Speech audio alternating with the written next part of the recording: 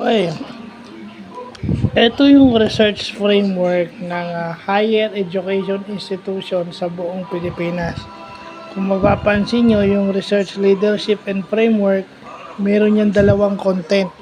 Yung human resource, and then yung research infrastructure, then yun yung nagpo-propagate ng research culture at saka research productivity.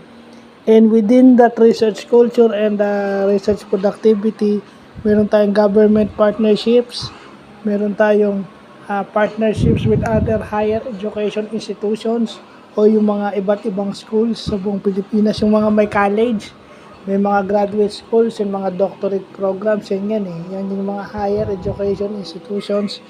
And then yung corporate partnership na kailangan, industry partnership, and yung international partnership. So, saturated lahat. No, lahat involved. No? Pagdating dito sa education sector sa Pilipinas, lahat involved. So, maswerte na napahapyawan natin to, no? Mabuti na nalaman natin yung structure nito kasi napaka-importante nito sa atin. Ako, as a graduate ng education, dapat